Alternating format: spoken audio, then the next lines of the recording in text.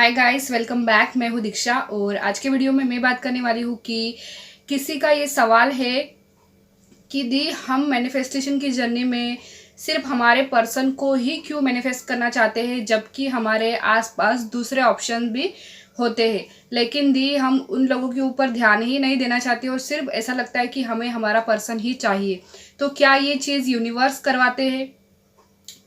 तो देखिए, सबसे पहली बात, अगर आपके साथ ऐसा कुछ हो रहा है, आप मैनिफेस्टेशन की जर्नी में आ गए हो, ठीक है, और स्पेसिफिक पर्सन के साथ आपका नो कांटेक्ट है या जैसी भी सिचुएशन है, बहुत ट्राई कर लिया, बहुत कुछ कर लिया, लेकिन वो मैनिफेस्ट नहीं हो रहे हैं आपकी लाइफ में, ठीक है।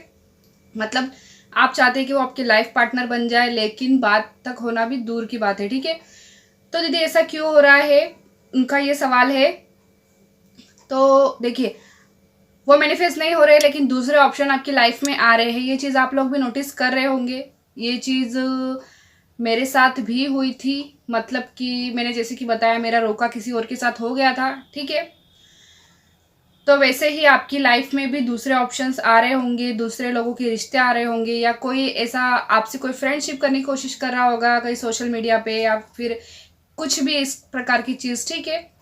लेकिन फिर भी आपका ध्यान उन पर नहीं जा रहा है। केवल आपको ऐसा लगता है कि मुझे तो मेरे पर्सन को ही मैनिफेस्ट करना है। मतलब एक जिद सी आपके मन में है कि मुझे तो मेरे ही पर्सन को मैनिफेस्ट करना है, बाकी दूसरे लोगों से मुझे कोई लेना देना नहीं है, ठीक है। तो एक ये चीज़ ना कहीं यूनिवर्स ही करते हैं, ठीक है।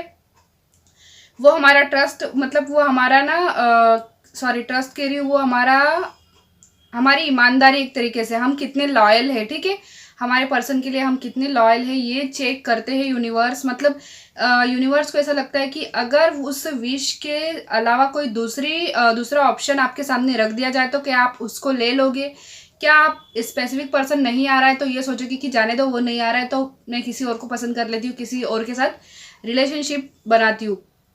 तो ये सोचते हैं, मतलब ये यूनिवर्स ये चीज़ आपके अंदर चेक करने के लिए कि आप कितने ज़्यादा सीरियस हो अपने पर्सन के लिए, कितने ज़्यादा सीरियस हो अपनी विश के लिए, कितने ज़्यादा ज़िद्दी हो, ये चेक करने के लिए वो ऑप्शन आपके सामने भेजते हैं। और ये बहुत अच्छी बात है कि आप उन ऑप्शंस पर ध्यान नहीं देते हो, ठीक है।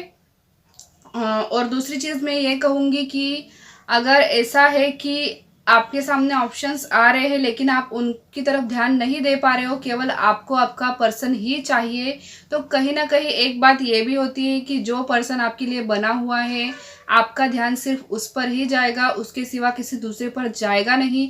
क्योंकि यूनिवर्स उसी पर्सन को आपकी लाइफ में भेजेंगे, चाहे आज भेजे, कल भेजे, चाहे 10 साल बाद भेजे, लेकिन आपका लाइफ पार्टनर वो ही बनेगा जिसकी तरफ बार बार आपका दिल खींचा जाता है, ठीक है। तो आई होप कि आपको क्लियर हो चुका होगा। मैं दोनों ही कंडीशन आपको बता चुकी हूँ। एक तो आपको चेक करने के लिए, ठीक है, कि कहीं आप भटक ना जाओ रास्ते से, और दूसरी चीज़ ये कि जो पर्सन आपके लिए बना है, चाहे कितनी भी प्रॉब्लम्स आ जाए, कितनी भी मुश्किलें आ जाए, कितनी भी रुकावटें आ जाए, आप दोनों के मिलने में कोई भी रुकावट बड़ी नहीं है। यूनिवर्स आप दोनों को मिलवा ही देंगे, चाहे कितने भी साल बीत जाए।